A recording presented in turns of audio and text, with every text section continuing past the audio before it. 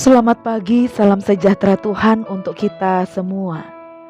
Sukacita yang besar bahwa atas perkenaan Tuhan, kita boleh menikmati hari baru dan berjumpa dalam renungan pagi edisi Kamis 23 Juni 2022. Sebelum merenungkan firman Tuhan, mari kita berdoa. Ya Tuhan, Allah yang sungguh baik dalam hidup kami. Awal hari baru ini, kami menaikkan puji dan syukur kami kepadamu atas perlindungan-Mu ya Tuhan sepanjang malam tadi sampai pagi ini. Pagi yang membawa kesegaran, juga pagi yang membangkitkan semangat dan menghadirkan sukacita. Berikanlah kami Tuhan kemampuan untuk menghayati iman dan membagikan kasih sepanjang hari ini. Dan melalui firman-Mu Tuhan, tentunya kami akan dipimpin dan diarahkan untuk kami berjalan pada jalan yang benar. Dan perlengkapi kami dengan kuasa Roh Kudus-Mu ya Tuhan, agar kami mampu memahami firman-Mu dan melakukannya di dalam hidup kami. Bersabdalah Tuhan, karena kami telah siap untuk mendengar. Di dalam nama anak-Mu Yesus Kristus kami berdoa. Amin. Bacaan kita terambil dari Hosea 11 ayat 1 sampai 9 yang berbunyi demikian. Ketika Israel masih muda, kukasihi dia, dan dari Mesir kupanggil anakku itu. Makin kupanggil mereka, makin pergi mereka itu dari hadapanku. Mereka mempersembahkan korban kepada para Baal dan membakar korban kepada patung-patung. Padahal akulah yang mengajar Efraim berjalan dan mengangkat mereka di tanganku, tetapi mereka tidak mau insyaf bahwa aku menyembuhkan mereka. Aku menarik mereka dengan tali kesetiaan, dengan ikatan kasih. Bagi mereka aku seperti orang yang mengangkat kuk dari tulang rahang mereka. Aku membungkuk kepada mereka untuk memberi mereka makan. Mereka harus kembali ke tanah Mesir, dan Asyur akan menjadi raja mereka, sebab mereka menolak untuk bertobat. Pedang akan mengamuk di kota-kota mereka, akan memusnahkan palang-palang pintu mereka, dan akan memakan mereka di benteng-benteng mereka. Umatku betah dalam membelakangi aku. Mereka memanggil kepada Baal dan berhenti meninggikan namaku. Masakan aku membiarkan engkau, hai Efraim, menyerahkan engkau, hai Israel? Masakan aku membiarkan engkau seperti Atma, membuat engkau seperti Seboim? Hatiku berbalik dalam diriku, belas kasihanku bangkit serentak. Aku tidak akan melaksanakan murkaku yang bernyala-nyala itu, tidak akan membinasakan Efraim kembali, sebab aku ini Allah dan bukan manusia, yang kudus di tengah-tengahmu, dan aku tidak datang untuk menghanguskan. Demikianlah pembacaan firman Tuhan. Amin. Kasih mengalahkan kedegilan menjadi tema perenungan kita saat ini. Ada istilah yang mengatakan cinta bertepuk sebelah tangan. Istilah ini menggambarkan tentang cinta seseorang yang tak berbalas. Hati siapa yang tak terluka dan pedih jika sudah berkorban, sudah memberi cinta dengan tulus, tetapi orang tersebut tidak membalasnya.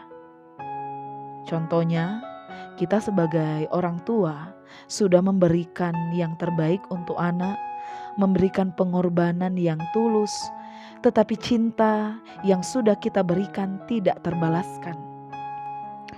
Balasan yang setimpal adalah pemutusan hubungan, atau kita akan berhenti untuk mencintai.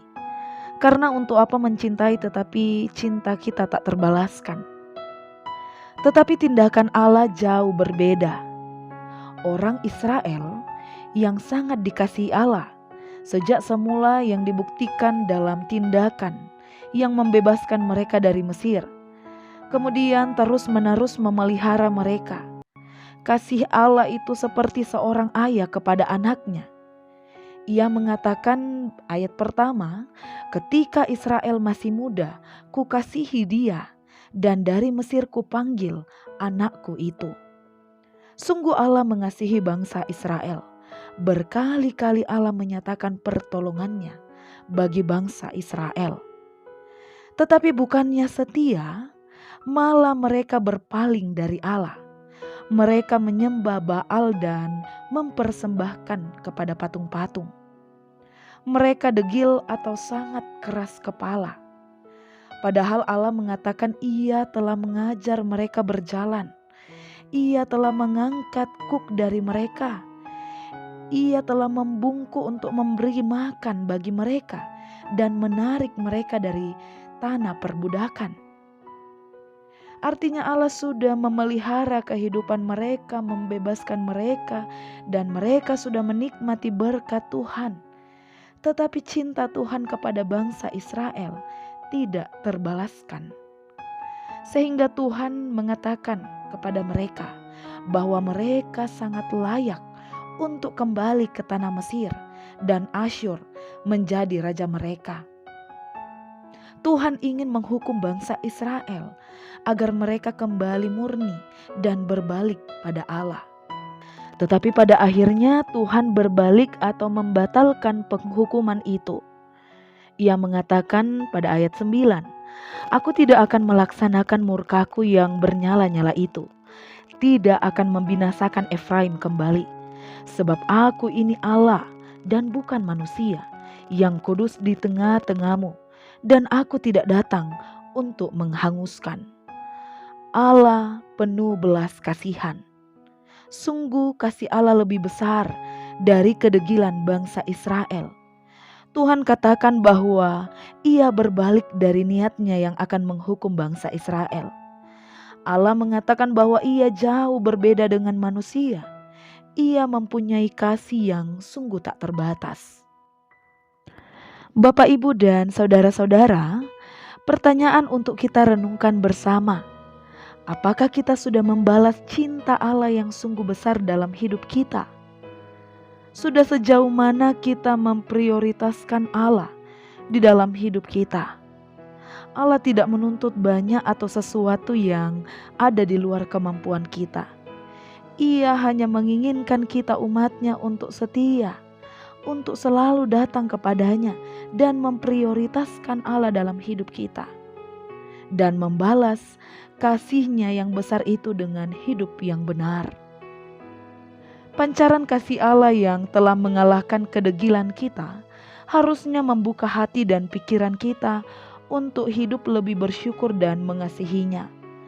Allah yang kita sembah adalah Allah yang penuh kasih dan pengampunannya tidak berkesudahan. Karena itu, gunakan kesempatan hidup ini untuk terus membalas cinta kasih-Nya dalam hidup kita. Terpujilah Tuhan atas firman-Nya. Amin. Mari kita berdoa. Kami sungguh bersyukur Tuhan untuk kasih dan kebaikan-Mu. Kami boleh merenungkan firman-Mu.